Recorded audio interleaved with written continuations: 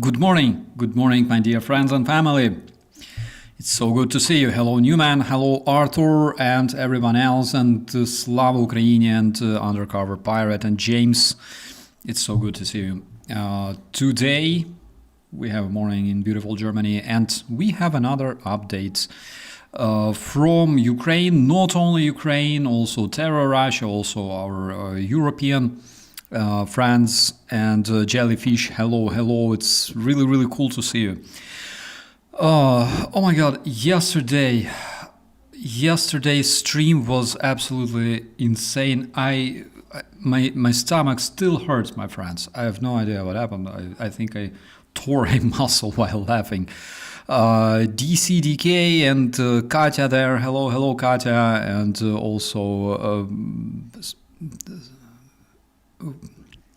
like your nickname is written like upside down. I always struggle to. Anyways, hello my friend and GI Robot and everyone else, and No Savage and Garrett and Not So Nominal and Lisbeth. All right, let's jump into our news compilation. This is something I really wanted to talk about because recently Mr. Mark Rutte again made some very cringy statement. I don't know idea what's happening with them, but basically what he says is that NATO is not supposed to shoot down Russian airplanes if they don't pose danger. What is danger? I don't know. Let's just hear it, all right? Is that they are saying if a plane would pose a threat, we have the authorities to do, if necessary, the ultimate. But if the plane is not posing a threat, we are not going to shoot it down. So how exactly do you know if airplane is posing a threat? It's like, for example, if Russian bomber is flying, with like a big banner attached behind it saying we came in peace, it means that you're not supposed to shoot it down, right? Oh my God. And then we will gently guide it outside the airspace. This is exactly what they should do. And I totally agree with that approach, because we are so strong. Proportional response. It's proportional response, exactly. Because we are so strong. Really? And we are so much stronger than the Russians. We don't have to take down Russian airplanes because they enter our airspace. We do it if they enter our airspace and also pose a threat. I have like a couple association. Association number one. The dude gets like jumped on, all right, in the back alley by a bunch of goons. They take his sneakers, they take his phone, they take his watches, his money, and he's like, like lying on the ground like this, like, oh, and they like jump, stomp on him, and then they just run away giggling. And the dude is like, fuck, I am so fucking strong. I am just incredibly strong. If I wanted, I would just, flip my fingers. They would all die. I survived. I survived, my friends. I am so strong. Oh my God. If we were weak, you might maybe think, okay, we are weak, so we have to immediately show them that whenever they enter our airspace, we shoot them down.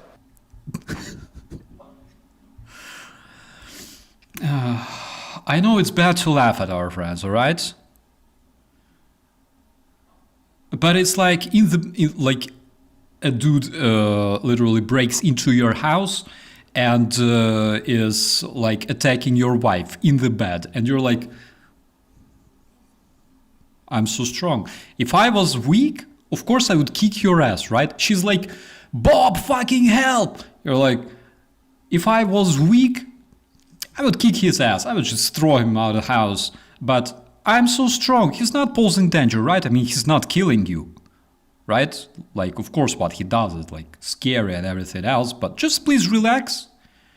We are strong. Remember that, right? Like he's not trying to choke you or something. If he tried, of course, I would like throw him away.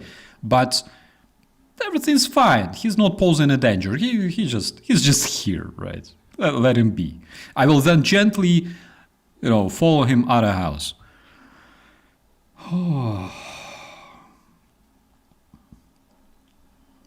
Or like cops arrive on a scene, they see, some crime being done, and they're like, well, we are so much stronger than this dude. Like we have, batons, we have tasers, we have handcuffs and stuff like that. We have our sidearms. Of course, we could just like eliminate him like this, all right, or whatever, beat him up. But that's what they expect from us, to show our weakness, right? We don't want to show our weakness. Guys, the worst thing ever happens when police forget that they are police, all right? When people that are supposed to protect others forget their responsibility, forget why they even have those weapons, forget who they even are. That is fucking embarrassing. I'm sorry. So what I can advise to Mr. Rutte, of course, he will not be listening to this, but I would advise him to communicate more with Ukrainian people who actually have a lot of experience in dealing with Russian aerial threats, in dealing with Russian drones, in terms of intelligence, of course, because Ukrainian intelligence, SBU, the GUR, the main intelligence directorate, they have a lot of advice on how to stop Russia from doing that, how to stop Russia from invading your airspace, how to stop Russia from collecting your data. Please talk more to Ukrainian colleagues and everything will be fine. This will make you stronger. This will make your security much stronger than it is now. And you won't have to make up sorry-ass excuses on why you cannot intercept Russian airplanes or Russian drones that incur your territory and actually collect intelligence data or literally just show their air dominance and flipping you, with the middle finger. That's my advice. And Ukrainians are very, very happy to help. Ukrainians will be extremely happy to help. I don't have much experience and stuff. I'm not a general, but even with my humble experience, I will be extremely happy to just tell you how we do that, all right? And probably sit down together and brainstorm on how to stop it. I will be happy. Guys, speak more with Ukrainians, all right? We know what we are doing, and we are very, very happy to help you as well. Okay, let's continue. This one was kind of cringy, all right? But just to cheer you up, we can see that fuel keeps disappearing in Belgorod Oblast, and not only it keeps disappearing here. For example, we can see that in Belgorod the 95th fuel disappear and diesel fuel is gone. They still have LNG, they still have 92nd fuel, but 95th and diesel fuel disappeared. But besides that, only last Friday, all right, I made a video on a UATV where I talked that actually the fuel crisis in Russia is much more threatening than they anticipate, because in case Ukraine starts responding symmetrically to the terror Russian strikes on Ukrainian energy facilities and power grid, then Russians will be actually fucked big time, because they will need generators and everything else, right? And in order to run your generators, you need fuel. You need either, again, 95th fuel, 95th petrol, or you need diesel fuel, which basically disappeared in a bunch of Russian regions. And this means that Russians who experience blackouts, for example, like in Belgorod, and in Belgorod already they have those problems after several Russian power generation facilities decided to expire in those regions. So people who experience those blackouts, they will have no fuel to actually feed their generators. And Russians, all right. And they will have problems feeding their generators. And currently the Russian publics are reporting that in Belgorod, not only they cannot buy fuel, we're not even talking about the Russian quotas, but also there's a big problem nowadays because they are not even allowed to put the fuel in the canisters.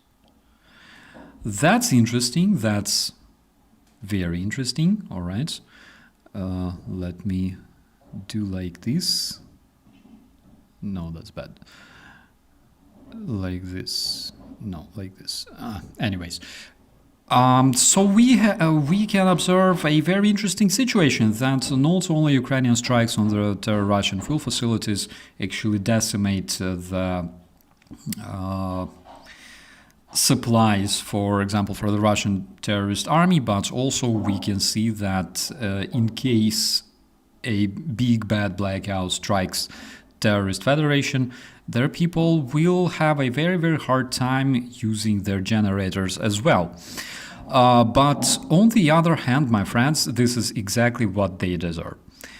So we can see some more messages from here. They say those are Russian communities. They say on a number of gas stations in Belgorod Oblast, the people are banned to fill their canisters with fuel. People don't know what to feed their generators with that they bought for in case the blackout strikes. Citizens of several municipalities of the Belgorod Oblast started massively leaving commentaries nagging on the social page of their regional governor, who actually banned the distribution of the fuel in the canisters at the gas stations. So, according to Russians, and this is something very funny actually, according to Russians, they actually bought those generators because Vyacheslav Gladkov, the governor of Belgorod Oblast, he actually himself, in his address to the citizens of Belgorod, he actually himself personally told them to buy generators, and those people bought the generators, but they now they cannot buy fuel to feed those generators at the Russian gas stations because the staff at the gas stations say, fuck you Russians. Here, for example, we can see a bunch of their commentaries. They say, we bought a petrol generator, but we cannot fill the canister. What to do, where to get fuel? The town of Gubkin, the ONS gas station. Another one, in Chernявsky Rayon, we have only 2 working gas stations. On one of them, you can only fuel your car, you can only top up the fuel tank of the car. And on the second one, there's a huge queue. 3 hours people are spending waiting in this queue, and also there is no guarantee that they will allow to fill the canister. Another one says, even if we have fuel, it's not necessarily the fact that they will allow to fill the canister. This is the reply that I received at the gas station located at Yaroshenko 5 in Stary Oskol, referring to the order of the regional governor. And another one says, just as you recommended, we bought a generator, we went with the canister to the gas station to buy fuel, and at the gas station they refused to fill my canister and any other canister. They say, we have an order not to fill the canisters. So what is the point in buying generators? The point is you gotta buy those generators, my dear Russian citizens, because basically that is what you deserve. Of course, you could spend those money, for example, on, I don't know, like buying your orcs fighting in Ukraine some kind of rubber slippers or flip-flops or shit like that. But instead of that, you better buy canisters for yourself. And also, if you have like a zoo store, all right? You can go there. I believe that you have zoo stores in the Belgorod Oblast, and you can go there and literally buy yourself a pair of hamsters. Why a pair? Is because they will multiply, all right? So you will have more food. That's, again, according to your very own Russian advice, all right, given to Ukrainians in 2022. So we have another update coming from the cringy Russians who are actually nagging in their social media because they nag of using horses nowadays. So currently you could see, for example, Russian soldiers. Here we can see them riding horses. I believe this video was created earlier, like maybe late summer, maybe early autumn, and you can see them riding horses because they don't have actually BTRs, BMPs anymore. Judging from the patch of that dude, this is like so-called DPR, the Donetsk occupied part of the Ukrainian land, and you can see the Russian terrorists bravely riding their horses now. I mean, this is so cringy to watch, but again, this is what they deserve. Actually, this video comes from War Gonzo. I really hoped that he became a better person during that trench clearing last year. I wasn't lucky though, but at the same time, I don't know who is luckier, because we can see Gonzo literally making videos on Russians riding horses, because their tanks, their BMPs and shit are all destroyed in Ukraine, and they cannot provide anything else. Of course, they can use Chinese golf carts, which they do, Chinese motorbikes, but if you have horses, why not? You can also use them. And here, for example, we can see actually very sad video of a Ukrainian drone slowly approaching its target, which is basically a horse, carried horse controlled by Russian terrorists over there, all right? And it's very sad. It's very sad to see, animals being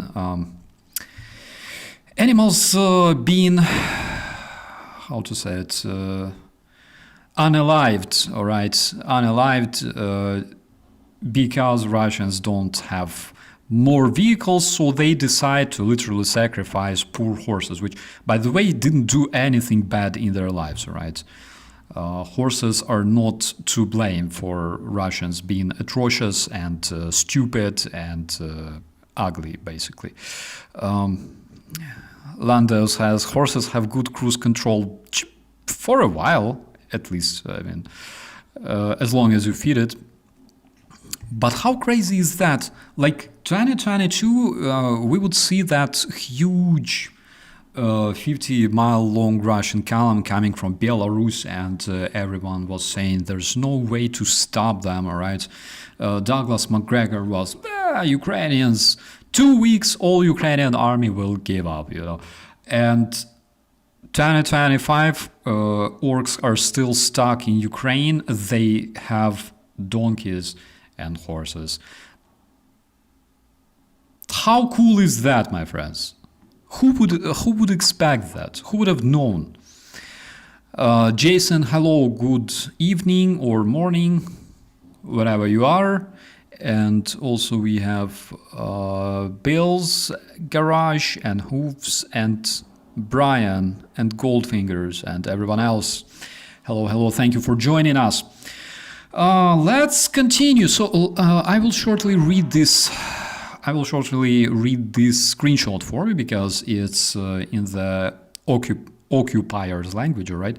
So they ask, where are the battle wagons and Polish winged hussars? And actually, if serious, and this is Russian community called when the cannons sing, all right? So they ask, where are our battle chariots and winged hussars? Seriously speaking, it cannot get worse. The horse units, the price of a single horse is higher than a single old Chinese bike, plus also you have to feed it. The animals will be afraid, the animals will be getting tired, and also they can get sick or get unalived from something. And of course, the opportunity of storming the Ukrainian positions on horses is absolutely hilarious. He says, of course, I understand that Caucasian, I believe that he refers to like Chechens, Kadyrovites, Dagestani and stuff. He says, of course, I understand that Caucasian would like to following his genetic calls with a saber in his hand and wearing Cherkeska, just storm positions of Ukrainians on horses and literally slash everyone with sabers. But, and he says, I don't know, I don't like how they use our taxes, and blah, blah, blah. So, but again, why are you talking shit about like Dagestani Caucasians? Yesterday on our stream, we could observe that your very, very own native Russian Kazaki also enjoy, riding horses with sabers. They dream of the same, basically, like, hey, ride into a Ukrainian position with a saber and become a better human, all right, a better person. Filatov, reporter, says, this is a shame. The enemy, speaking about us, beautiful Ukrainian people, he says, the enemy is showing a strike on a poor horse and not really smart Russian man who just stands on one spot for some reason. Using the horses in the 21st century, you can only use horses in the 21st century in the mountains and only as a mean of transportation inside of the operational rear. That's it. There's no advantages of using horses. You cannot even eat it because you have to, butcher the horse and fry it on the fire using fuel. And of course, you will receive a kamikaze drone as a dessert. And basically, he also provides like different specifications, different interesting details. For example, that he can see Mavic using a thermal vision in Donbass, for example. And my God, the way he builds those sentences, it's so freaking cringy. He says, in Donbass, I can see a man through the Mavic's thermal vision camera like a candle from 700 meters. And the horse has a bigger range and its temperature is, of course, higher than the temperature of a human being. Dudes, what did you expect? You are in the Russian army. Did you expect that Russian army will be supreme, will be caring about its soldiers or something like that? Are you fucking naive or something? I don't know. APRSI, guten Morgen. Guten Morgen, mein Freund. I really hope that they will finally start understanding. Okay, I really hope that, like, the representatives of the terrorist federation with the lower IQ become better people, all right, leaving people with higher IQ there on their territory. And they will start thinking about this. Like maybe their army is not really a good army. Maybe the army where people are sent into meat assaults. Maybe the army where instead of driving BTRs you have to drive a horse or a donkey. Maybe it's not really winning as much as Putin is talking, on the television. Maybe that's the case. I don't know. Maybe they will become smarter. Maybe not. Maybe not, because if they were smarter, they would never attack in the first place. The UK during the recent 6 months have sent to Ukraine more than 85,000 military drones, according to the government of the beautiful Great Britain. This year, the UK invested £600 billion to expand the drone deliveries for the armed forces of Ukraine. What are the results? Basically, you can see Russians are using horses now. All right. So the sanctions delivered to Russians using kamikaze drones, FPV drones, and bomber drones work, actually. The congresswoman from the Republican Party of the United States, Anna Paulina Luna, that's the woman who was claiming that she's Ashkenazi Jew. Turned out that she's fucking not, because Ashkenazi Jew community confirmed that no, never happened, right? She's not our kind. She said that she is expecting to receive documents regarding the John Kennedy assassination from a Russian ambassador in Washington, D.C. She says, my office received a message from the Russian embassy that the Russian ambassador will find the documents, the clues, all the finds that Russian government found regarding the assassination of Kennedy to my office. She reports about that in the Twitter. She says that they were talking about a document containing 350 pages, and she promised to make it public. She said in 1990s, an attempt of Congress to actually get acquainted with those documents was rejected. For the first time in history, she said, we will receive the access to those Russian documents. You would better receive access to, I don't know, like who your real parents are, all right? Like your I don't know. Which of course nobody cares about, all right? I don't care much, like if you are a Jew, Native American, Russian, German, whatever, like it doesn't matter. To me personally, it doesn't matter what sort of your skin color is, your sexual preference. I don't give a slightest fuck about it. But at the same time, if you're speaking about this shit and you're bullshitting people, for example, Jews, to make them vote for you, however, like you're not a Jew, that's kind of cringy, and that means that you should stop saying bullshit, in my opinion. So sorry for the truth. Tell me if I'm wrong. So why is it happening like this? Why for the first time the terrorist federation, the embassy of the terrorist federation in Washington, D.C., for the first time in history decided to share those documents not with Donald Trump and not with, I don't know, Sanders, for example, but with Anna Paulina Luna? How do you think? A person that was already witnessed spreading so much bullshit and literally lying to her voters and exposed so many times. That's a very interesting question. Why Russia picked her? Well, apparently it's because, you have to deserve the trust of Russia. You cannot deserve Russia's trust if you are a good, honest person. Obviously,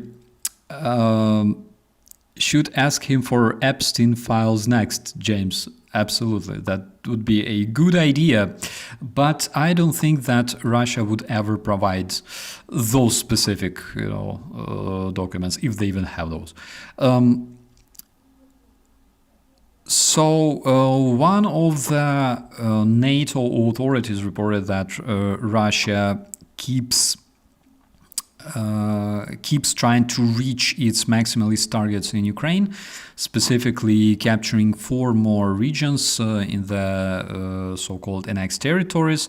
They keep trying to change regime in Ukraine, demilitarize Ukraine, and solve what they call the root problems of the conflict. But there are no signs that Russia is actually interested in finishing the war, which doesn't take to be a NATO authority to actually see that, all right? We have some very interesting video coming from the 93rd Separate Mechanized Brigade from the area of Konstantinivka, where Ukrainian army is actually using drones, land drones, in order to eliminate Russian terrorists and make them better. Let's check it out.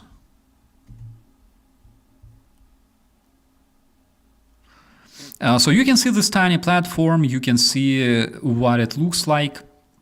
Of course, Russians realizing the threat that the unmanned vehicles pose to them, they try to strike them with drones, with those drones that drop charges and things like that. We can see them opening fire on the Russian positions, and it actually looks very, very cool. You can see that despite the manpower, despite everything else, there is, for example, one of the Russians instantly becoming better. We can see that this actually works, and even without having Tomahawks, as of now, even despite whatever Putin is saying that Ukraine doesn't have army, all right, Ukraine is literally an empty land right there at this point. We can see that we still keep eliminating Russian personnel, and also we're using latest technologies. Russians try to strike them to use like those fragmentation charges dropped from the drones, but it doesn't work much against machinery. We have some actually very interesting update coming from Odessa, and this is something that I would really like to talk about. Speaking of Mayor of Odessa, Gennady Trukhanov, so you probably all know Sternenko, right? And Sternenko is a person that we all love and respect for what he does, because he provides Ukrainian army with drones massively. He delivers hundreds and hundreds of drones on a daily basis to Ukrainian defenders. So Sternenko and Trukhanov had a conflict for a very, very simple reason. Trukhanov is a corrupted fuck, all right, and everybody knows that. But because there's war, so according to law, it's very, very hard to change the mayor of a city. And Trukhanov has been involved in different, let's say, shady things, like from drug trafficking and prostitution to supporting pro-Russian movements and things like that. Of course, now there's war, and he has to act as if he's not a pro-Russian mole, but literally a patriot. However, the Security Service of Ukraine actually published a proof that he has a Russian passport, and this Russian passport was obtained in literally where is this Russian passport was obtained in 2015. So basically the war in Ukraine, the hybrid war in Ukraine, continued already for 2 years, and all of a sudden this Odessan politician decided, like, why not get a Russian passport? It probably will be a good idea, right? And his passport actually expires this year. He thought, we have like this war in Ukraine, Donbass and yada yada, Crimea was next.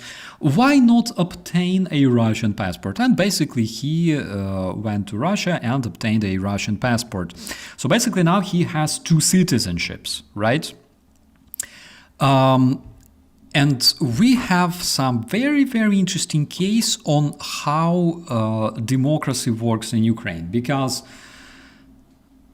immediately when this information rose up, emerged in the media and in the social media, immediately Ukrainian people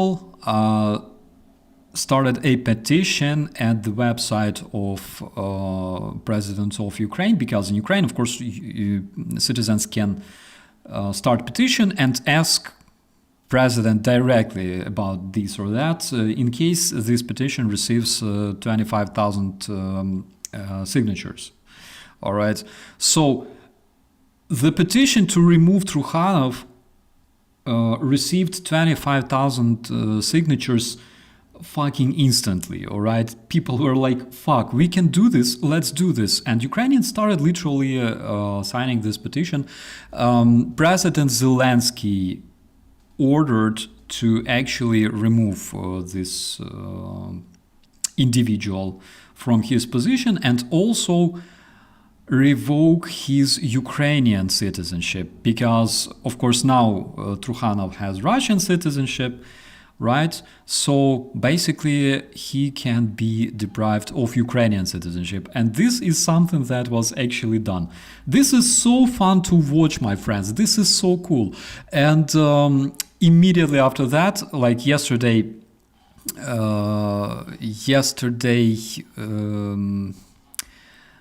the Russian freedom fighters, the Russian voluntary corps, actually invited this individual, this Trukhanov, to join the Russian voluntary corps, because they say, considering your current situation as citizen of the Russian Federation, I invite you to join the Russian voluntary corps, because after a year of signing the contract with the Ministry of Defense of Ukraine, you will have opportunity to receive Ukrainian citizenship again. This is so cool. This is just amazing.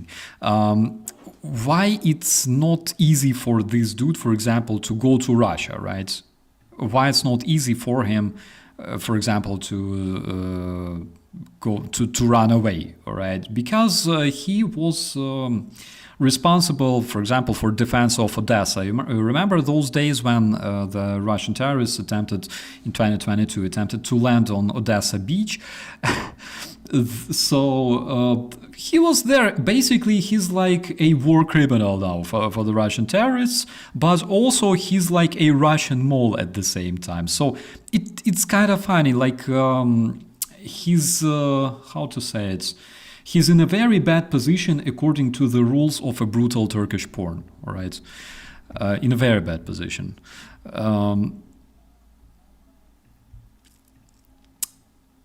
So, speaking about some more serious topics, 177,156 criminal cases were launched against the Russian terrorists since 2022. We are talking about more than 160,000 war crimes. Among those war crimes, there are specifically war crimes against children, because since the beginning of the Russian full-scale war against Ukraine, 659 Ukrainian kids unfortunately lost their lives, more than 2,000 were injured, and more than 2,000 were went missing. 46,700 were found, 19,546 were deported to Russia, and only 1,700 were returned. Recently, remember, I talked about Melania Trump, who wrote this letter to internationally wanted war criminal Putin, and she said that she established the channel of communication, and 8 Ukrainian kids were returned actually to Ukraine. So this information is correct. It's true, 8 Ukrainian children were actually returned to Ukraine. At the same time, Zakharova, the Russian alcoholic, also known as a spokesman for the Russian Foreign Ministry, she said, yes, we established this channel, but we never kidnapped Ukrainian kids. But also we can return these 8. All right. Also, 140 cases of Russian crimes related to sexual abuse were also launched against Russian terrorists. We have a fresh strike, and I'm sure that you want to hear more good news coming from the Terrorist Federation. And I must say that, in the morning there is nothing better than aroma of fresh coffee and burning Russian fuel, because in Volgograd, another Russian oil refinery was hit. Do we have a sound? I cannot hear anything. Maybe it's like on the other channel. No, it's not. Anyways, we have good news coming from this place of the Terrorist Federation. Russians are hysteric, of course, because the fuel is kind of scarce in the Terrorist Federation nowadays. Today, the United States will make an important announcement regarding the weapon delivery to Ukraine. According to Matthew Whitaker, the representative of the United States in NATO. So today we will have the Rammstein format. We will see the mutual meeting between the NATO representatives and Ukraine. It's already started, as far as I can tell. And we expect some very good news after this meeting. Also, it's actually something very interesting. It's not really related to Ukraine, but I just wanted to share this with you because I find it exciting. So the scientists proved that your Wi-Fi router can actually track you. So the scientists proved that the signals that are reflected from our bodies, they can be analyzed, and neural network using this data can actually recognize separate people and what they're doing. 196 persons were participating in this experiment, and according to the authors of this experiment, the AI model actually recognized everyone without exception. And the most threatening thing is that you don't need any special equipment to actually do this. You only need a usual Wi-Fi router and the algorithm. And according to the scientists, the signal actually creates a detailed picture of human body in the space, what it does, its position, and it allows to track people using Wi-Fi signal without cameras and without microphones, which, by the way, I've heard about actually a couple of years ago, because Wi-Fi signal is the way, for example, it travels through our apartments is because it's highly reflective. For example, our walls, our ceiling, our floor, they reflect signal, and human bodies do that as well. Of course, we reflect it in a different way because our bodies are not solid. But that's freaking interesting. That's kind of cool. I don't know why I'm so happy, but it's exciting to learn about this one. All right. Poor Bashkortostan. Oh my God. Ukrainian attacks on the Russian oil refinery in Bashkortostan keep happening because it's actually a very, very big facility. So in Bashkortostan, in that Bashneft, that was hit already, I believe, 3 or 4 times this month. They have actually 3 oil refineries combined into one in that big oil refining site in Bashneft. They actually have three facilities, all right? And Ukrainian drones keep basically slowly but steadily decimating them all. It's very, very good to observe. That's either Bober or Lutey, a Ukrainian drone over there.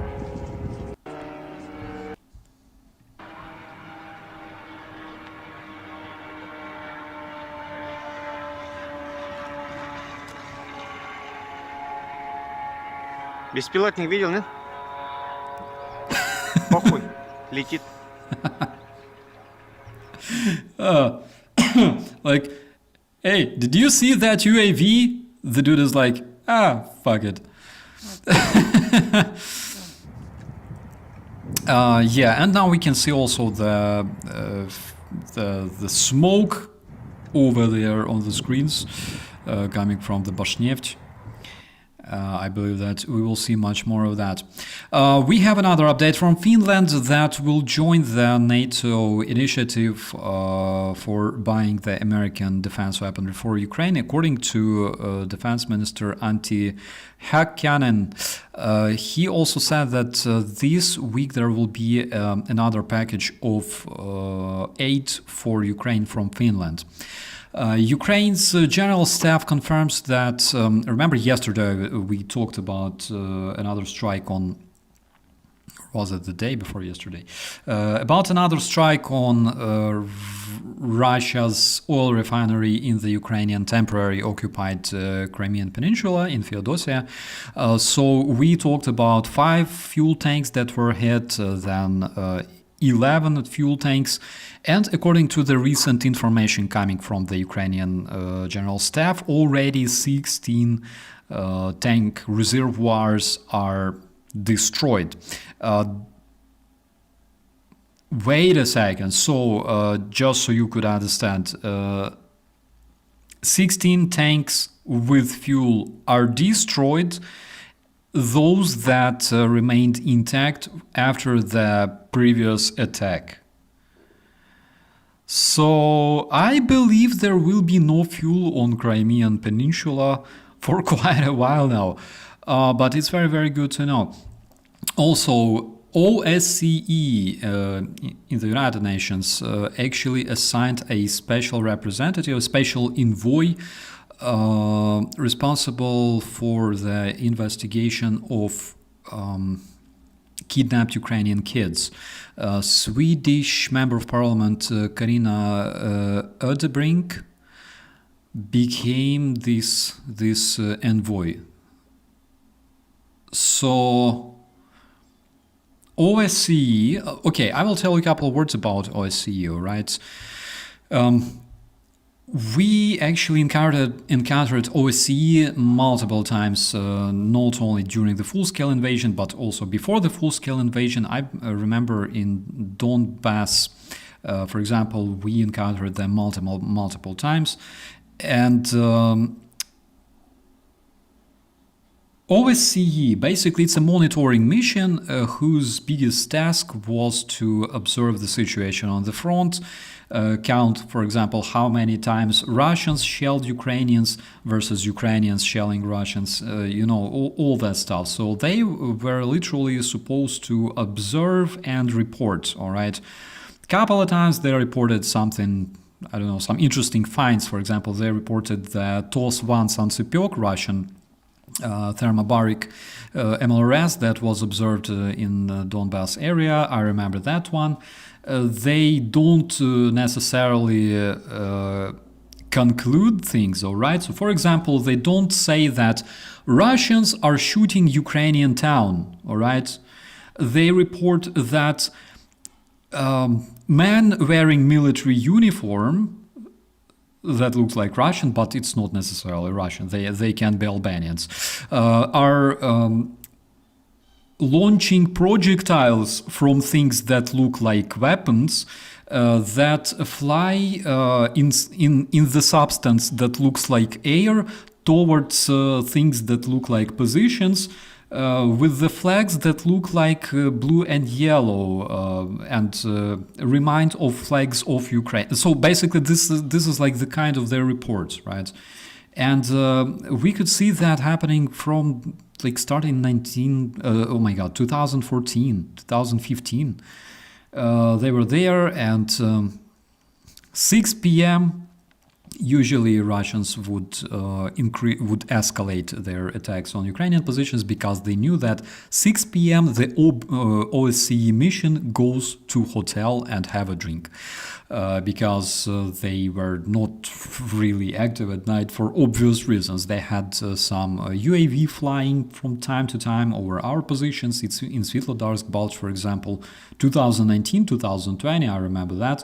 But in most cases, 6 p.m., they just go to their hotel somewhere in Bakhmut, for example, when Bakhmut was still intact and not destroyed by the terrorist federation, and have a drink, all right, and like enjoy life. We saw them, like, I believe for the first time I met them in 2015 in Krasnohorivka. I talked to them. Actually, there was a woman from Czechia. There was a man from Russia, and that's actually a very, very cringy thing, because there were a lot of actually Russian nationals in the OSCE. They would, literally go like this among our positions, and like Petrovich, so Ukrainians here, they have tanks, there they have air defense, and there they have 50 men of personnel. Like literally like that, they were like legitimized Russian spies in this organization. Eventually, as far as I remember, their number kind of shrank, but at the same time, they were not really allowed to talk much about what they actually see happening in Ukraine. That's before the full-scale Russian invasion, because they were actually afraid to escalate. I'll need coffee. Hello, my friends. Here, I would like to share mine. Give me your email. I will send you coffee straight away. So even they themselves, in like private talks, they would tell us that they are not actually allowed to talk much about what is going on, because speaking of, for example, strikes on Ukrainian territory from the Russian territory, right? Because Ukrainian positions and military were hit multiple times over the years between 2014 and 2022. Multiple times from the Russian territory itself, across the border, literally. We had so many cases, we had so many evidence and proofs of that, but the OSCE would not be really happy to report that, because they were afraid to escalate the situation so much. And again, they would say, not necessarily call that they are Russians, actually shooting from behind the border. They would say like, I don't know, we heard a sound that sounded both like thunder and howitzer shooting. Could be, I don't know, could be some Russian dedushka relieving himself in the Russian outhouse, somewhere in Rostov. Yeah, and then we heard sound like whistling and things, popping up on Ukrainian territory that looks like explosion. So that's basically what they were reporting, and it was so cringy, actually. But the times change. Of course, UN doesn't change much itself, because UNSC is a completely impotent organization right now, as we can see. Where do their loyalties lie? Lucky Strike, that's a very good question. They're basically doing what they're told. I mean, come on, if the United Nations tell them to, observe, don't make conclusions, give us some facts, and don't conclude that actually Russians are striking, Ukrainian positions from behind the border. That's what they will do. And basically, they go to the Russian-controlled territory in Donbass, for example. They meet a bunch of Russian fucks at the checkpoint who say, "Fuck you, Yankee," all right? And they just go, all right, and they turn around and they go back to the Ukraine-controlled territory, and they just say, they won't let us see anything. we'll just return back to the hotel and drink. So that's like... On the other hand, of course, what they did, I cannot say that it was useless, all right, for Ukraine, because over almost 8 years, yeah, they collected plenty of information. It was scarce, but it helped actually Ukraine to confirm that Russia is waging its hybrid war against Ukraine. And basically that's the reason why nowadays terrorist federation is recognized as a terrorist regime. For example, in Europe, among the NATO countries, it is officially recognized as a terrorist regime. How many Australian colonists are in the channel? I have no idea, my friend. They could work much better, though, all right?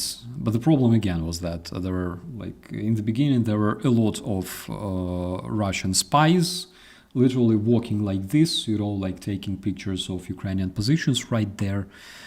Because Ukraine would, of course, allow them to visit our positions. We were ordered to cooperate with them and stuff like that.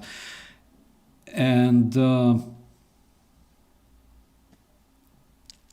Russians, of course, had a different position. They would not them to visit their positions much. But at the same time, again, Russian spies felt absolutely easy and relaxed, just taking pictures and videos of our guys, which we could not do anything because we are cooperating with the United Nations. So now we have a special envoy responsible for the issue of kidnapped Ukrainian children. And of course, I'm very, very much inspired with the fact that Karina Odebrink, actually Swedish person, is the one who will be responsible for that, not some fucking Nibenzia, all right, not, I don't know, Dick Fook from Vietnam or some North Korean dude. And speaking of that part of the world, we have information coming actually from Chinese customs that confirm that China,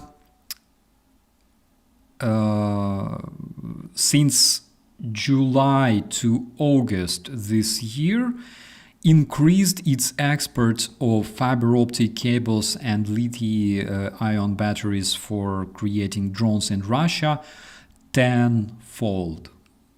And that's just between July and August this year, my friends. So the Washington Post reports that the Chinese customs actually reported on the increasing export of those things that are absolutely necessary to build FPV drones for the Russian terrorists.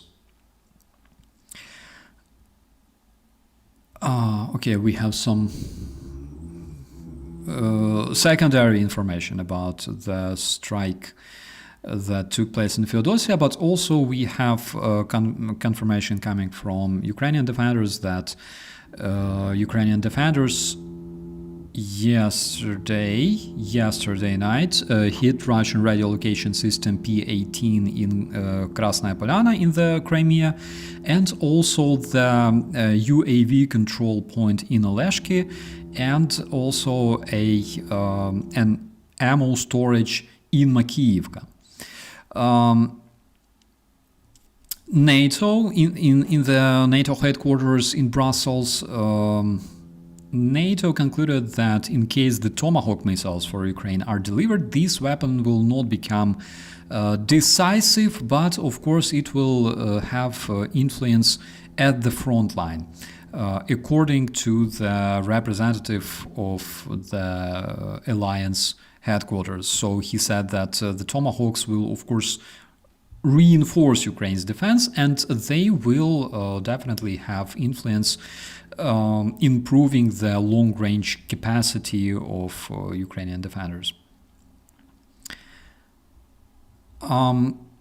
we have several interesting updates coming from the Ukrainian Center for Countering Disinformation. So all of a sudden in Russia, specifically in the Russian parliament, they started talking about the so-called protection of the Russian-speaking people in Baltics after Lithuania have deported more than 800 Russians. Latvia, has deported more than 800 Russians that failed their Latvian language tests. So, spokesman of the Russian parliament, Vyacheslav Volodin, said that Russian-speaking people are being repressed, and that is why they need to be protected. Basically, what they were talking about Ukraine all this time. The leader of the LDPR, blah, blah, blah. So leader of some of their most cringiest party, LDPR, offered to accept all of those repressed Russians that are being deported from Latvia because they are part of the Ruski Mir, the Russian world. And actually, this rhetoric, the very same rhetoric was actually used to invade Ukraine in 2014 and later in 2022.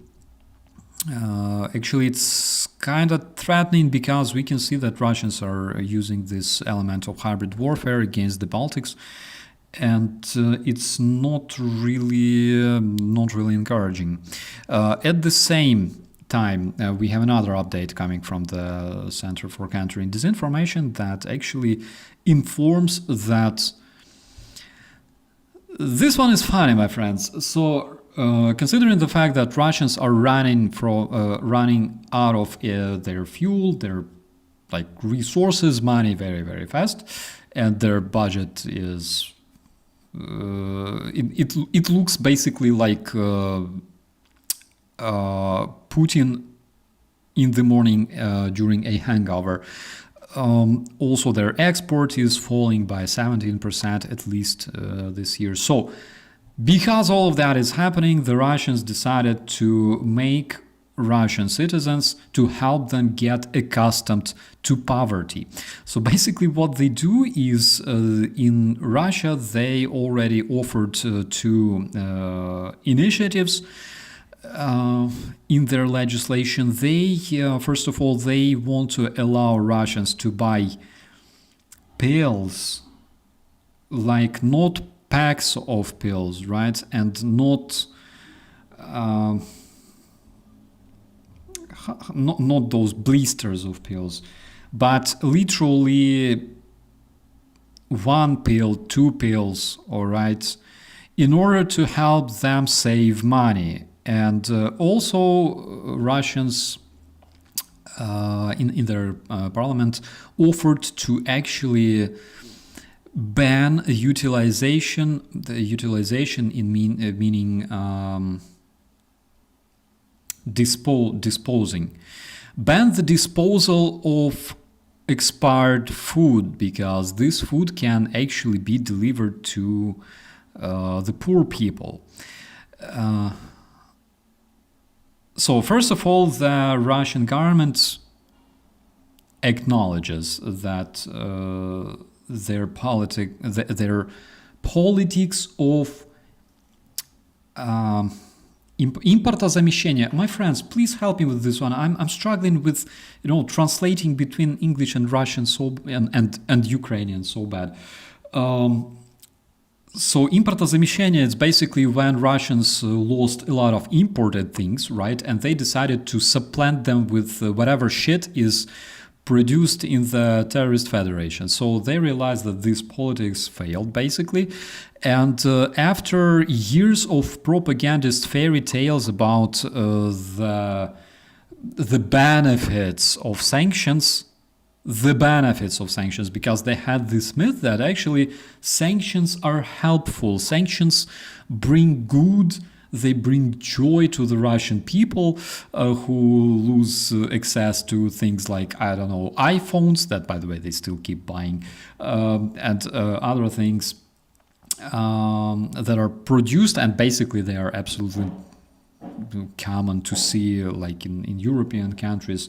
I don't know, from things like laundry detergents to things like fresheners for the toilets, all right? So Russians are losing access to those as well.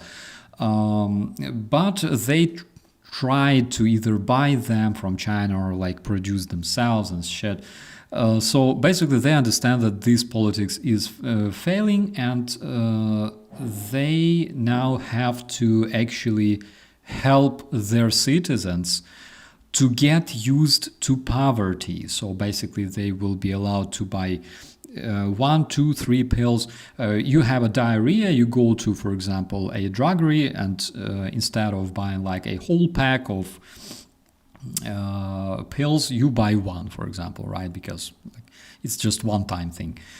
So you will save some money, which, by the way, those pills are not that expensive on the first place. And also, they will be banned from disposing of the expired food, for example, in the supermarkets, because this food can actually be delivered to like Russian families, all right, to people who can actually still eat that. Oh my God, this is so beautiful. I mean, not only it's a good initiative, I think it's also very healthy because, for example, you buy fresh yogurt, all right, in the Russian store, all right. You buy fresh yogurt. Of course, you can eat fresh yogurt, but that's just yogurt, all right. If you give an expired yogurt to the Russian family, not only they can enjoy the yogurt itself, which still, has some taste of yogurt, right, even though it's expired, but also enjoy mushrooms growing in it. I mean, it's like, 2 in 1. All inclusive, like yogurt for the kids, mushrooms for the grown-ups. And again, like we are not being we are not being atrocious. They fucking deserve that, all right? Oh, I fucking love it. 2 citizens of Poland, again, the information coming from the Center for Countering Disinformation in Ukraine. Actually, I believe it's time to actually invite some of those guys to our stream, right? Tell me if you agree. In Poland, 2 Russian citizens were accused of spying for FSB. According to the investigators, in 2022, they were collecting intelligence data and delivering this data to the Russian intelligence services. And this data was relating to the Russian oppositionists living in Poland, and also about people and institutions that were helping those oppositionists. So basically, if you are a Russian oppositionist living somewhere in a European country, there is actually a big risk that Russian spies will be collecting data about you, about all of your contacts, because this is an important information for future attacks on you. On the other hand, though, like, I don't know, it's... Russian oppositionists, I don't know what kind of Russian oppositionists are like truly dangerous for the Russian regime. Besides those Russian oppositionists that are currently fighting in Ukraine, all right, against Russian invaders. So those are the only dangerous, I believe. And why they collect data on like those useless fucks sitting there around Europe, I don't know, Max cuts, what? I have no idea. So besides that, the Western special services and intelligence agencies also observe, I think it's an old information already, observe the fact that Russian Shadow Fleet is using their tankers to launch the UAVs. So it's basically a reminder, and also another reminder that the shadow fleet of the Terrorist Federation is not only a tool to evade sanctions against the Terrorist Federation, but also It poses ecological and safety threat because there are a lot of oil stains that were like huge oil stains and leaks found around the coasts of Europe. There are leaks happening, for example, in the Azov Sea all the time due to those old tankers used by the Russian terrorists. And actually, the threat for the environment is absolutely enormous. Also, already two different channels, which are trustworthy channels, reporting about the situation at the front line in the area of Pokrovsk specifically. So those two channels already report that at this moment we have some intense battle taking place not far from Pokrovsk, and the Russians are getting fucked. Specifically mentioning that not necessarily in the city of Pokrovsk, but on the outskirts of the city. All right. On the outskirts of Pokrovsk, there is a very intense battle, and the Russians are getting transformed. They turn into fertilizer in big numbers. So let's wish our guys luck and also support our guys. All right, if you support Ukrainian brigades, please do. They need it very, very much these days. And remember, recently Putin announced the fact that they will increase the taxes, they will increase the VAT for the Russian businesses, which means, of course, that Russian products, Russian provision, and basically everything in the Russian stores will become just a tiny bit more expensive for the citizens of the terrorist federation. We have a Russian businesswoman who actually talks about it, and as always, it's very, very interesting to talk about this stuff. Does chat have opinions on Cher? Cher is a singer, that's all I know. My opinion, if she's a good singer or a bad singer, I have no idea. Not my style of music, but she's famous. What else? Philip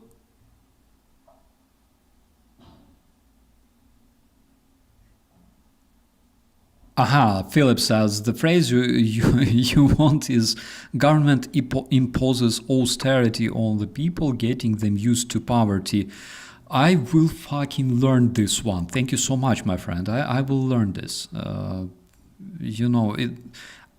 I keep practicing my English every single day, but it's so hard when I don't really evolve, I'm sharing the bejesus out of the stream on Twitter. Really? Thank you so much. Hello, Alaska. Important part of the world happening soon. Want it or not? Great actress. Okay, singer. Vernon, I don't know. I remember I saw like this music video of Cher with Beavis and Butthead. That one was cool, actually. I mean, it's like okay. By the way, another thing. Did you know that MTV is actually stopping majority of its most popular channels in Europe specifically, because a lot of people listening to music or watching music videos, they actually just go on a YouTube and play whatever they like, which means that most probably I will not see Beavis and Butthead singing together with Cher anymore on the MTV. But generally speaking, I wasn't a big fan of MTV anyways. One time I dated a girl who was a producer on the MTV, but it was like early 2000s. She was nice though. Madonna had a lead G in a music video. I didn't know that. I saw Cher on a battleship. Oh my god, that's so cool.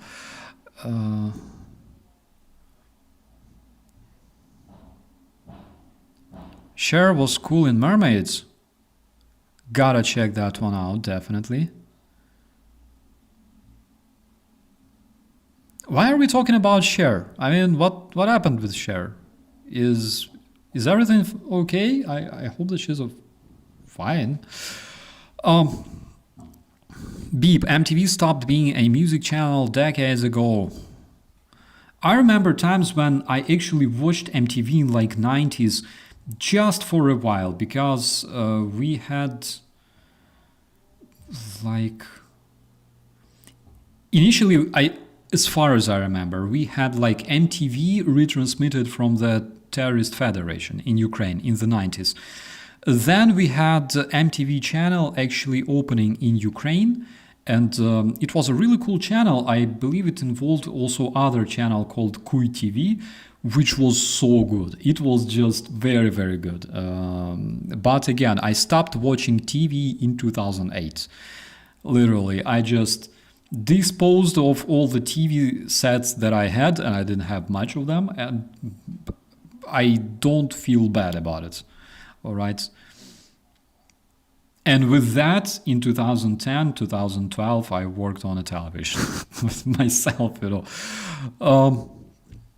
I Got You Babe, written by her late first husband, Sonny Bono, who went on to become a member of US Congress and died under mysterious circumstances while skiing. Oh, that's interesting. Anyways, guys, why are we mentioning Cher? Let's talk about this Russian person, all right? So let's talk about her just a bit. I will translate for you whatever she says. Я в шоке пребываю. Огорошена новостями. Час практически разговаривала со своим бухгалтером касательно изменений в нашей налоговой системе. So she says, I'm completely shocked regarding the changes in our taxation system. She said, I spoke to my accountant for several hours. Многие, наверное, из вас слышали про то, что повышаются ставки НДС. I think that a lot of you actually heard about increased VAT taxes. Вот начинаю про это говорить, у меня сразу идут слезы. And she already starts crying. She says, as soon as I start talking about it, I start crying. Не могу сдержать, потому что помимо увеличения ставки НДС нам грозит отмена всех специальных налоговых режимов. She says, because besides increased VAT, we are also threatened with cancellation of all the special taxes. All right. So what they have, for example, if you have a business and your business brings you, for example, not gazillion of money, but for example, $10,000 a month, you pay small tax for that. All right. So it's like a fixed tax. I don't know if you have that in your countries. We had that in Ukraine as well. If you are like a small businessman and you don't receive gazillion bucks, but you receive just a specific sum or less, then you pay like tiny tax. If you receive more than that, then you pay like percentage of those tax. And she's talking about that one. Это патенты, льготные обороты, на которых мы еще можем не быть плательщиками НДС. Yeah, so that's what she mentions. That's like those specific income outcome that I just mentioned. And she also said the patents that actually allows them to evade taxes and save more money. Размер вот этих оборотов, превышение которых обязывает к уплате НДС, оно снижается с 60 миллионов в год до 10 миллионов в год. Oh, fuck. All right, so she says that this fixed sum, all right, of money, the special tax. So the number of money you can earn and still pay this special tax is decreasing from 60 million rubles, which is 60 million rubles is 600,000. Wait, let me. I cannot divide like zero. What the fuck is happening to me? 60 million rubles divided by 100 gives us $600,000. So the amount of the amount of money, right, for this special tax is decreasing from $600,000 to $100,000 in the terrorist federation. Previously, if you received like $500,000 per month, for example, you would only pay this tiny tax. Now this sum is declining. So now you receive 100,000, you still pay this tiny tax. You receive $101,000, you have to pay like that insane tax. That's interesting. Actually, I am impressed. Like they decreased this sum like sixfold. How crazy is that? So apparently Russian war is not really going according to plan. Apparently, like Russians are lacking money to continue, killing Ukrainians. Maybe it's time to like stop and ask yourself some questions, or maybe ask Putin some questions. No, of course not. There's nothing more important than keeping, killing Ukrainians and literally throw like millions of their men into the meat grinder. Because why not? Because Russia was always doing that. Don't question Tsar, just go and fucking die. Just spend your very, very own money on shit like war, on shit like Shaheds, striking Ukrainian hospitals and kindergartens, because that is what Russia known for doing. All right, Russia is known for doing that shit, and basically, I have absolutely no remorse. I don't feel any pity to this woman. You know why? Because her taxes are funding Shaheds flying at Ukraine, and she doesn't fucking care. She doesn't move her business outside of Russia. She doesn't care. And by the way, if a so-called veteran of the Russian invasion of Ukraine comes to her shop and wants to work in her business, she fucking has to employ him. That's why I don't give a fuck. This is what you deserve, my disrespected Russian. Хотя это и звучит очень глобально, там какие-то миллионы, в расчете на месяц, в расчете на среднестатистическое предприятие малого бизнеса, это очень небольшая сумма. Yeah, so basically she says that, of course, it sounds a lot like 600,000 and stuff. But if we're talking about a small business, we will receive just a tiny income because И of это that. значит, что под дополнительное налоговое бремя подпадает огромная часть предпринимателей, хороших, крепких предпринимателей, которые честно работают, зарабатывают своим трудом, честным трудом, постараются сделать качественный продукт. Но очень скоро у нас просто не будет такой возможности. And she's basically crying because she says so many Russian businesses will be fucked because of this, because they will not be able to produce high quality products anymore. On the other hand, what sort of high quality products are we even talking about? We're talking about the terror Russia. We're talking about their fucking roosters made out of shit. We're talking about their absolutely distasteful food. I don't know. Literally, guys, I need a very, very tiny violin right now, all right? Because I really want to play a fucking song for her. Потому что изыскать дополнительно 150-200 тысяч в месяц для такого предпринимателя, например, как я, это просто нереально. Это... She says, I cannot find additionally 120,000 rubles per month because I'm just a tiny businessman. What can I say? Move to Germany. I don't know. Learn German language. Move to Germany. Go to Poland. Poland requires your help. Or generally speaking, I don't know, go to Ukraine and say that you are a Russian businessman who wants to invest in Ukrainian defense and Ukrainian business. You can actually do so much. I don't know, in Ukraine, the taxation is so much easier than that. Of course, we have bureaucracy, but Russia also has bureaucracy. Go to Ukraine, help Ukraine. If you want to produce high quality products, there's no better country than Ukraine, because Ukraine also likes high quality product. Russian food is shit. Russian, whatever she sells there, like is that, fuck, what is that? Candles and, because to me it looked like dildos there on the background. Candles and some like fabric, I don't know. Candles.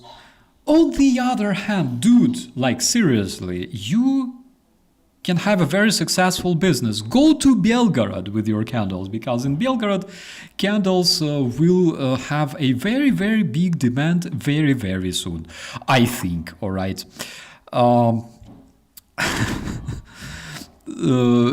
Beep will play a tiny violin for you. I have two normal violins, are way too big. Absolutely. Those are candles, my friends. They will have an extreme demand in places like Belgorod, Bryansk very, very soon. People already buying stuff in Belgorod and Bryansk. And generally speaking, if they cannot provide, for example, fuel for their generators, right? They cannot buy fuel for generators, they cannot buy diesel for generators. At the same time, one thing they can definitely buy is basically plenty of candles. So why not? I give you approval to produce shitty candles for the citizens of Belgorod. I think it's absolutely beautiful.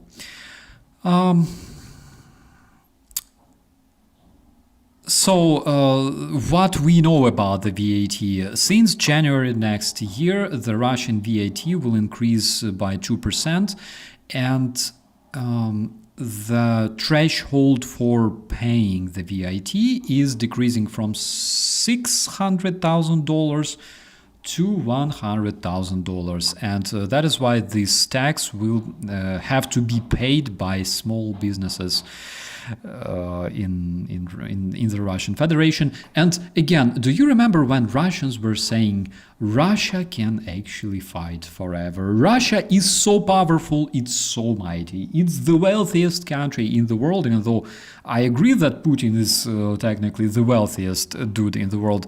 But on the other hand, my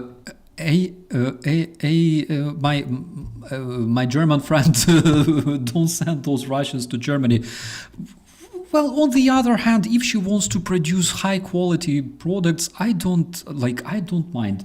Not like I'm calling her here, all right? Of course, because the other day I've been to some place where they gather, all right? And it was scary and inconvenient.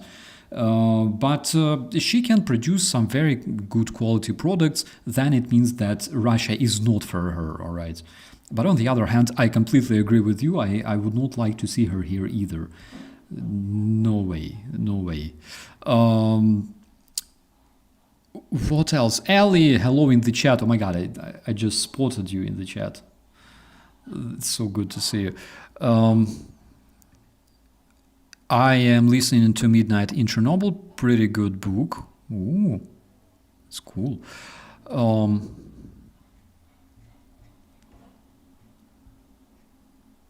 If they ban alcohol in Russia, they'll start. If they ban alcohol in Russia, they will start sniffing petrol or oil. Actually, it's a case because, look, there's so many things they can supplant alcohol with, like perfumes, all right? They still have that тройной одеколон, the kind of perfume that they produce since, like, 1930s, and they consider it so good, but it stinks like ass, actually. And they still produce it, and actually Russians are known for drinking this shit. And this is something that we will talk about, actually, because I have some very, very interesting update about it.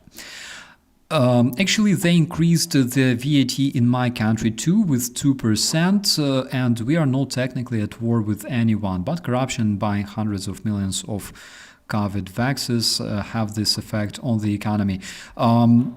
There will always be, people doing that. But at the same time, the people who do that, for example, in other countries, they realize that if they face responsibility, they will be fucked. In Russia, it's not the case. I saw a documentary about Russian kids sniffing glue. They have that stuff, all right? And actually, if you check out comparison charts, Russia is leading among the smoking, like the youngest smoking population.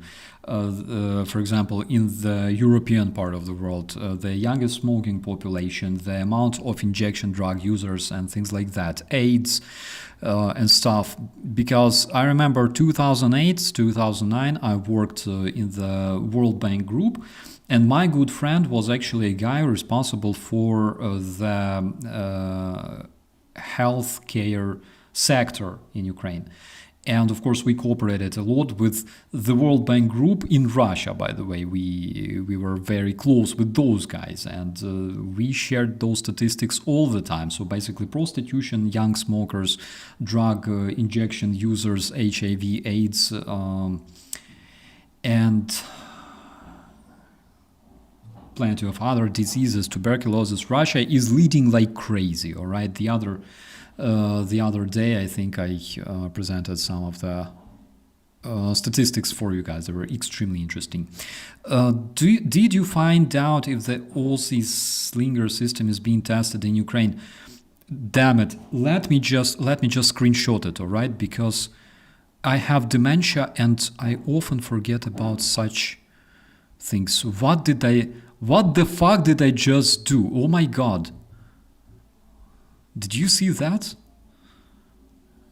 Okay, let me make a screenshot. Save photo. All right, the photo is saved. I hope. Yes, it is. All right, I will keep that in mind now. Okay, I almost broke the stream once again. Happens all the time. So let's check out the rest of the updates and also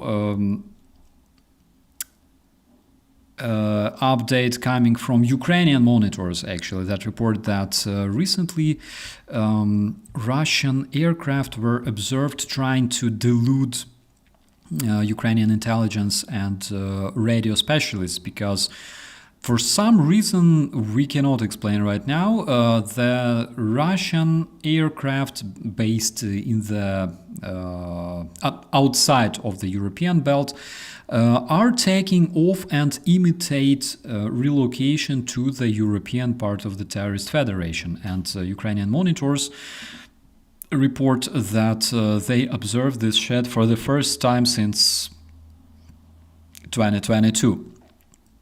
What can this mean? I gotta consult with somebody wiser than myself to answer this. All right, but besides that, we just talked about the Russian perfumes, window cleaning, washing fluids and stuff like that. And we have very, very interesting message coming from the Russian social network, actually, social networks, about St. Petersburg and Leningrad Oblast. So, over the past 5 years, the mass poisoning with my god, you have ethylene spirit, right? That you can drink, and you have methanol spirit that you cannot drink, right? So the perfumes are usually based on that one that you cannot really drink because you will lose your eyesight and die, and basically become a good Russian.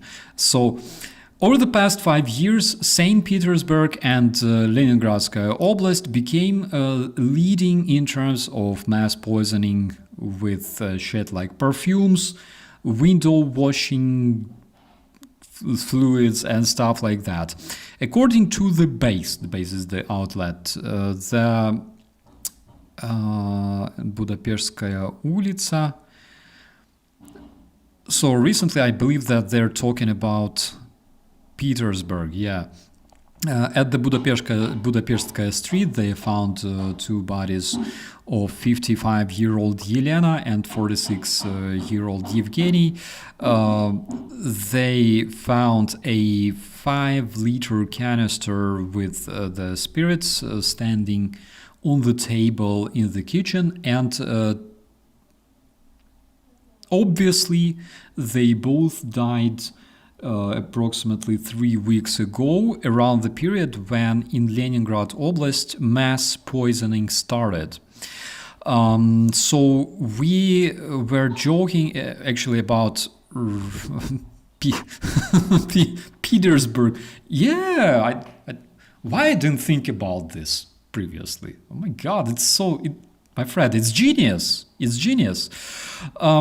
I remember already in like 2015 we already talked about Russians drinking all sorts of like antifreeze, like perfumes, shit like that. That we observed on the Ukrainian territory, on the uncontrolled Ukraine's territory, because we saw those cases massively. It's like for example, we have filtering measures, all right, in the village, and we expose a place where like Russian position was, all right, the position of the Russian terrorists, with all sorts of shit. For example, why I was always wearing during such operations, why I was always wearing like thick gloves, all right. I had thick leather gloves, tactical, German, by the way, German gloves. I believe they're used by German law enforcement, but they were like thick, all right. And it was summer. Why would I always use them? It's because when you search those motherfuckers, there's always risk that they have shit like needles in their pockets or anywhere else, or like in their possessions. Once they call it like elektrichka, all sorts of injection shit. And they used it so widely in the Donbass. That is absolutely crazy. So because I didn't want to catch anything terrifying, I would always wear like gloves all the time. And of course, they were drinking all sorts of shit.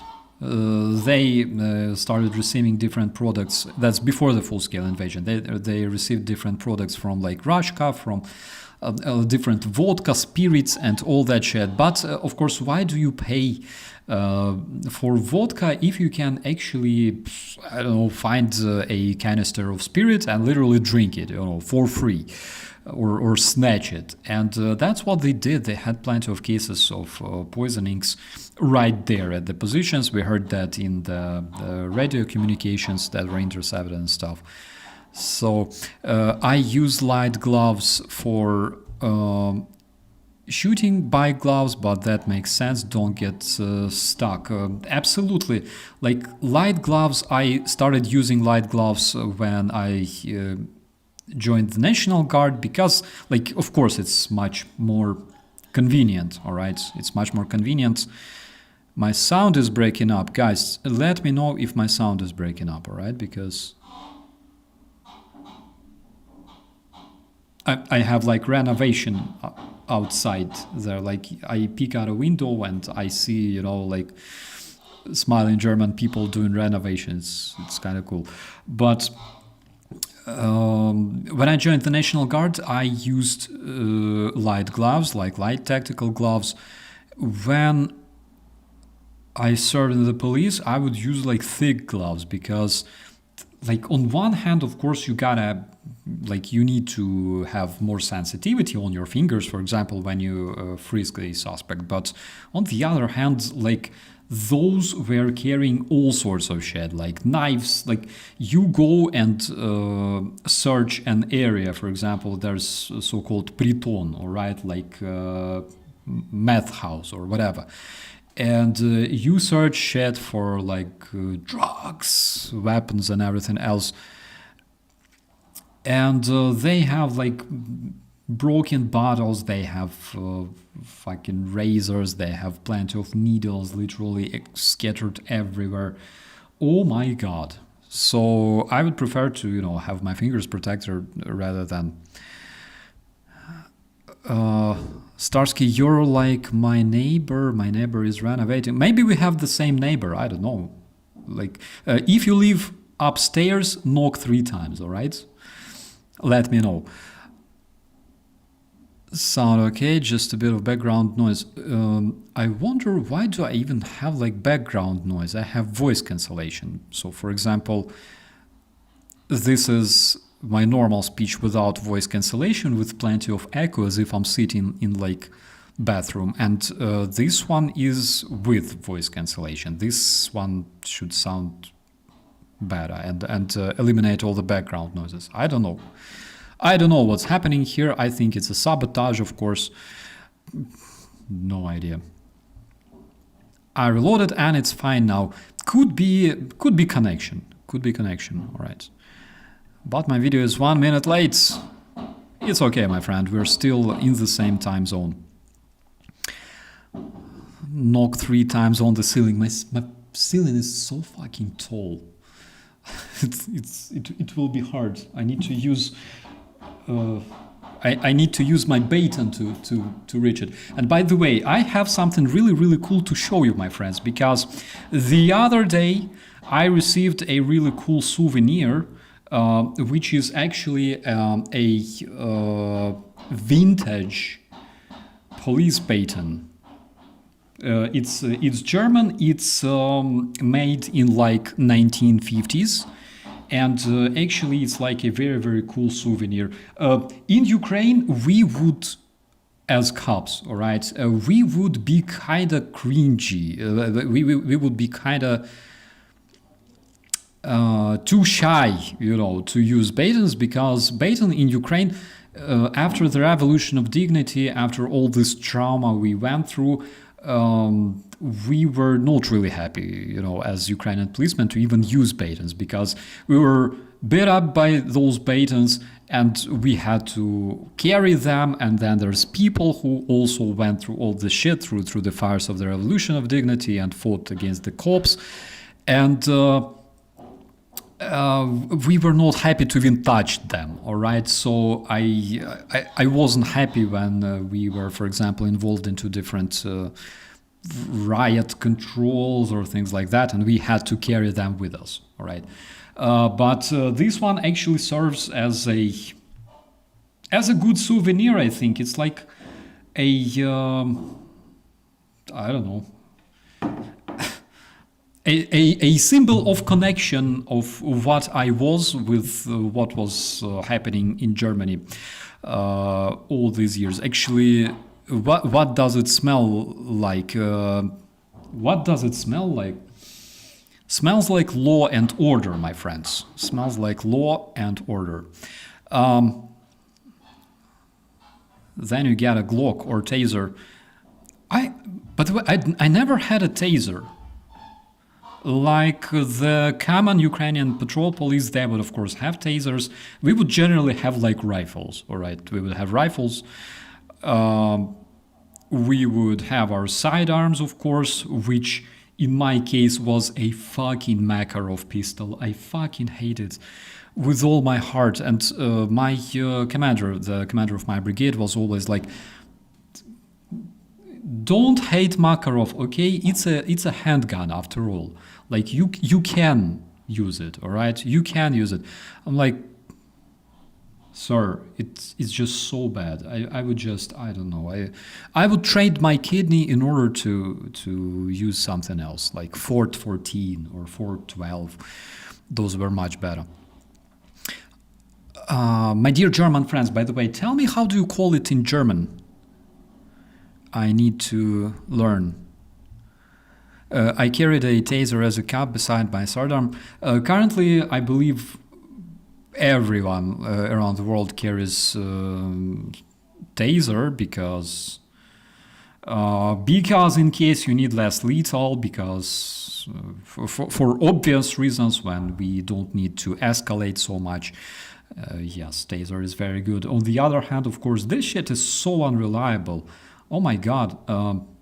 I remember so many cases that my guys told me, by the way, from the patrol police. So many cases when a fucker wears like a thick leather jacket, for example, which I am a big fan of. I carry them myself all the time. Leather jacket or just puffy winter jacket or literally like white loose clothes.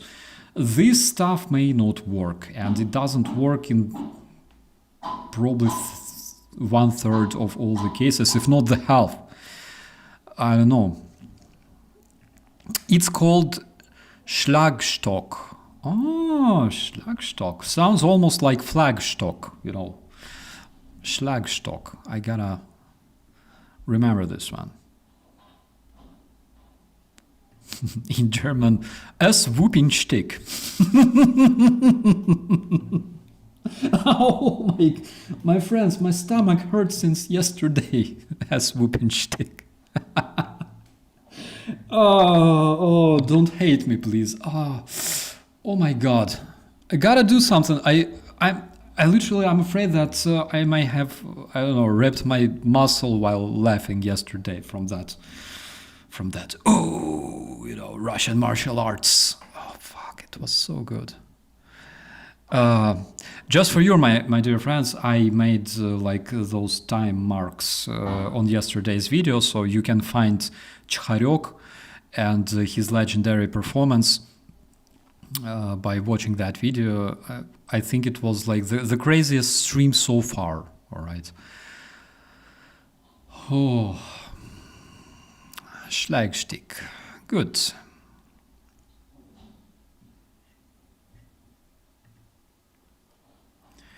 Gummiknüppel.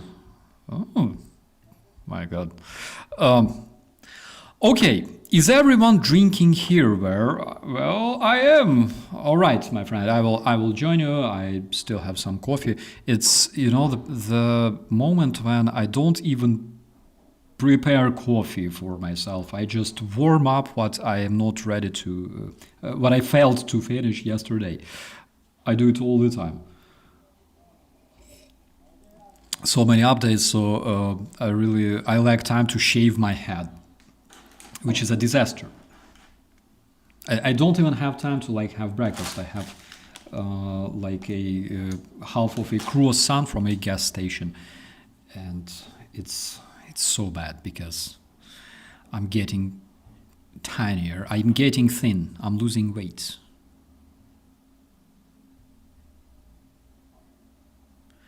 Schlag means something different in London. But for example, the word Schlager means like a music hit, something like popular song, as far as I remember.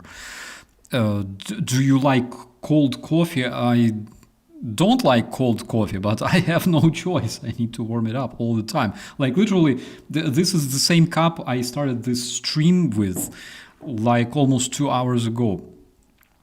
Croissants are yummy. Oh my God, let's talk about food. Croissants are yummy, but this one doesn't have anything. It's not filled with chocolate or anything like that. But that's slag, not schlag. My God, why I admire German languages, because you know the way they use s, because sometimes s, I mean s, the letter s, sometimes it's sh, sometimes it's z, and it's actually very, very hard to learn, you know, how to pronounce properly. Schlag is hit, strike. Schlagstick. Ah, now I know.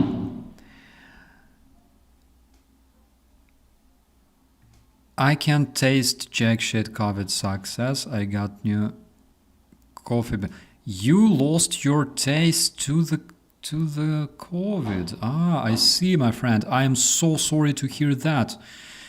And actually, my condolences, because it's absolutely terrifying when you lose your senses due to this shit. In my case, I still, for example, I cannot recognize my own smell. I always smell to myself as a stranger, as some different man, you know, in a bus, for example. It's terrifying, actually. Eat more pasties, I will. In fact, I have a bunch of pasties and I have a bunch of plombyr, Ukrainian ice cream. However, I gotta confirm that it's Ukrainian though. We used to call those items gummiknüppel. Gummiknüppel. Rubber baton. I see now. All right. Now I see. But generally this one, for example, like this one was made in 1950s, all right? And it's kind of tiny. Like you might argue that size doesn't matter, but it actually does, because, for example, in Ukraine, the ones that we had, they were kind of big. Do I have a picture to show you? Just a second. I think I do. No, it's not here, but ours were like bigger. And you know, for example, the tonfas, like those sticks, like the nightstick, for example, the ones that I saw, and by the way, recently there was like a tiny like meeting or / protest action. There were Israeli and Palestinian protesters on the street not far from here.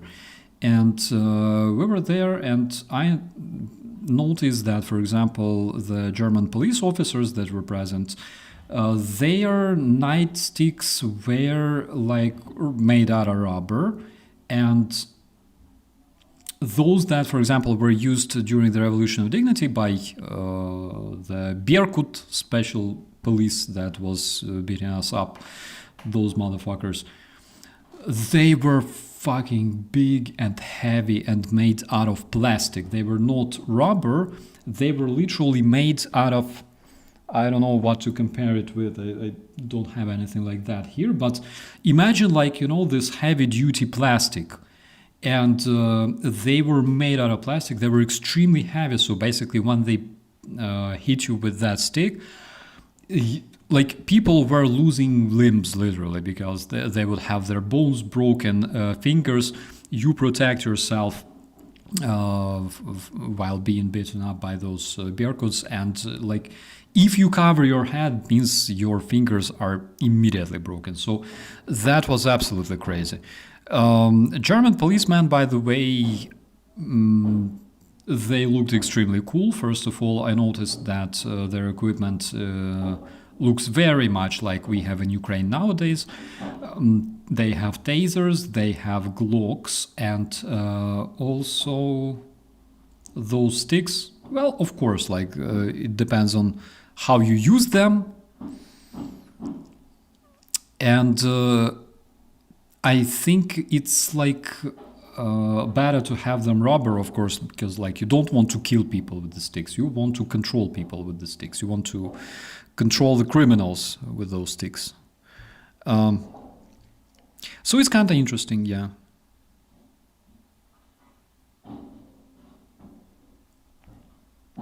I got a telescope tonfa made of metal. Are you preparing to kill someone, my friend? Don't do that. Don't use it. It's terrifying, though. But by the way, I prefer tonfas. Tonfas became increasingly popular, I believe, like around 80s, something like that, around 80s. And tonfa itself, by the way, comes from actually weapons used in Japan, like ninjas. But even before ninjas, those weapons were used a lot by like local villagers. So it's kind of interesting. I had this book about the so-called cold weapons. So whatever is not like a firearm, in our language is called cold weapons, all right? Like batons and knives and stuff. And there was like a whole section dedicated to the weapons of the East, Oriental weapons of ninja and stuff like that. And actually a lot of weapons that they used back in those days, they came from villages. Like nunchakas. It's actually a tool used to beat the shit out of crops, all right? To process crops. For example, those sai, they're not knives. They are like stilettos, right? They look like tridents. Same shit. Then, for example, how do you call it? Nunchakas, tonfa, same stuff. So a lot of those were used actually by villagers, and the coolest thing about it is that villagers were actually not allowed to learn martial arts. They were not allowed to have weapons for obvious reasons, because the Japanese daimyo were extremely terrified with the idea of like villager uprisings. And the very art of karate, one of the versions why this martial art emerged was because villagers wanted to learn how to fight, how to protect themselves from the samurai and things like that.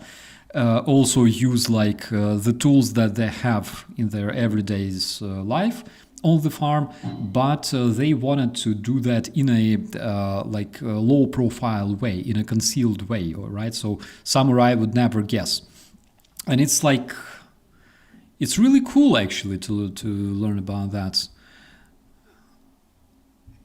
Flail, yes, that's the one. Nunchakas are basically flails that were used to separate the wheat from chaff, and I believe not only in Germany, not only in Japan, but also in European countries in the medieval times.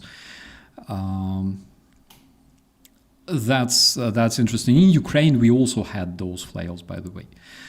One thing I forgot to mention, I believe, from today's episode. Yeah, I want to show you something really cool, actually. This is Russian city of Neftekumsk in Stavropol Krai. Neftekumsk. Fuck, Neftekumsk. Oh my god. How to translate it? Like, Russian city is literally called oil-com, alright? Neftekumsk, oil coming. What the fuck is wrong with those people? Oh my god. Neftekumsk. Fuck my life. Anyways, the population of the amazing Russian city Neftekumsk is 22,000 people. There is a memorial for you, my friends. All right. On this memorial, you can see red, all right, 3 citizens of Neftekumsk that died in Afghanistan between 1979 and 1989.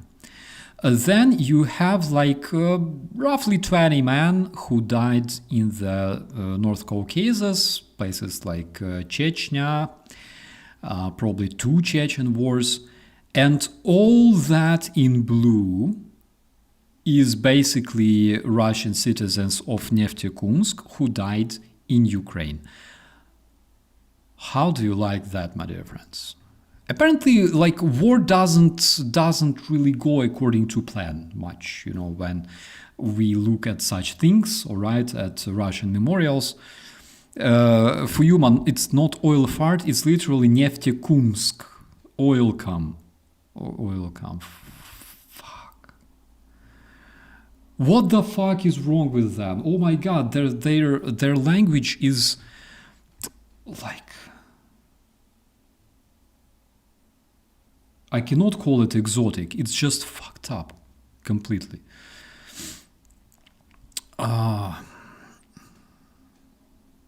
Is the mayor of the town an oldest citizen? But the sad thing is that, for example, the kid that you can see there, and there is another kid that is hidden behind the memorial holding AK-74. All right? They are the members of the Putler Jugend that is called Junarmia, the youth army. All right? How does this not make them question this? Well, I don't know. Maybe it does. Maybe they just don't want to verbally, you know, make those questions. Because the less you know, the longer you live in the terrorist federation. Everybody knows that. So those two kids on your screens are basically representatives of the so-called Russia's youth, or also Putler Jugend, and they are like the essence of the Russian fascism, like the essence. Red shirts, red berets, brown uniforms. Basically, everything is the same. Everything, all right? And don't confuse them with, for example, so-called communist pioneers, Komsomol and shit like that in the, 70s, 80s, in the Soviet Union. No, that's different, because those were basically commies, right? Like young commies. These are literally raised as fascists and future Russian invaders, which is a tragedy. Even though they're Russians, I am not as atrocious. I don't have this atrocious thinking as Russian terrorists. And I would never even want to wish, anything bad to like Russian children, because it's wrong. Everybody else, 18 plus, fuck them, literally. I don't give a fuck. But when you see horrors happening with your children, with Ukrainian kids, with them being kidnapped, with them being bombed, and having to sit in the bomb shelters in Ukraine, during the bomb strikes, you understand that you don't want this to happen neither to yours nor to any other kid in the world, But at the same time, it's so sad to see Russian fascists literally growing their kids as future invaders. And they, when they grow up, as soon as they turn 18, trust me, they will not even hesitate signing contract and joining the terrorist army and becoming a target on the Ukrainian or any other battlefield around the world. And that is why I want the terrorist federation to just stop existing. Not just, let's become friends, let's forget, the old grudges, we can be like good partners and shit like that. I just want this shit to disappear. I want the murderous fascist culture to be dissolved. I want the Russian fascist or so-called Russist mentality to disappear and be not just forgotten, but literally banned, all right? I want those things to happen to the terrorist federation, because the terrorist mentality doesn't have a right to live, it doesn't deserve to live. It's basically the same as ISIS, all right? You probably saw like thousands of those videos made by the ISIS terrorists involving all sorts of minors used as like suicide bombers and everything else, and trained as soldiers, all right? Basically, Russia does the same. They involve kids, they have organizations, military training camps for kids, they bring Ukrainian kids and indoctrinate them with this fascist ideology of the Russian world. And I think that this ideology must be banned around the world. It has no right to exist. Russian world is a terrorist cancer that has absolutely no right to exist, neither as an ideology nor as a country. And we as a civilized society have to absolutely save ourselves in the first place, ourselves, Europeans, Australians, New Zealanders, Kiwi, and Japanese, and British, and Americans. We have to save ourselves in the first place, so our kids will not be wearing that shit. And then, when we have such opportunity, have enough decision, probably enough guts, also help Russians to save their minors from becoming invaders in the very, very much observable future. All right, because when you take a look at them, like, how old are they? Like 15, something like that. 3 years from now, they will be wearing military uniforms. And they will not give a shit because they are raised like that. They are raised like that. That the whole world is your enemy, that Ukrainians want to invade Russian Federation and, I don't know, capture Vladivostok or some fucking Ussurisk. That Americans are dreaming of occupying Russian fucking dirty backyards full of dog poop because Americans cannot live without it. Americans have this urge of, I don't know, snatching Russian izbas, right? Or like occupying Russian outhouses. Americans cannot imagine their lives without it. That is what basically Russian TV is telling Russian citizens, and those kids included, right? So fuck that, literally. There is nothing beautiful about Ruski Mir, especially when it comes to recruiting those kids into those organizations, absolutely fascist organizations, and raising them as Russian fascists and future Russian invaders. So one thing that we should, one reason behind the necessity of literally deconstructing the current terrorist federation is literally if you want to help Russian people and save their kids.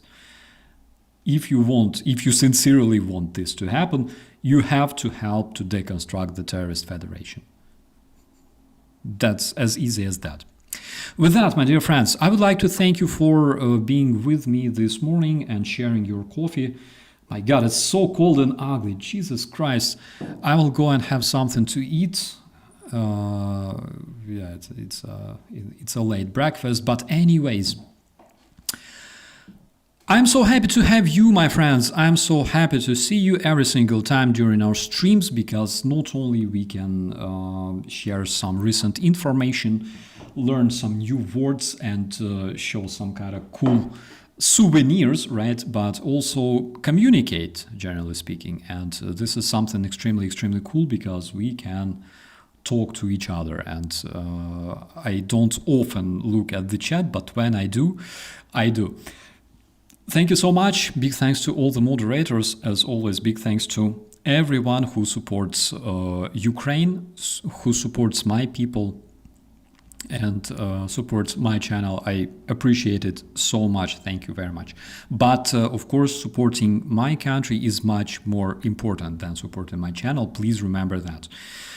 Thank you very much, and we'll see you next time. Have something good. Lunchtime in Deutschland, so treat yourself with something tasty, definitely. And we'll see you next time. Be safe, and bye-bye.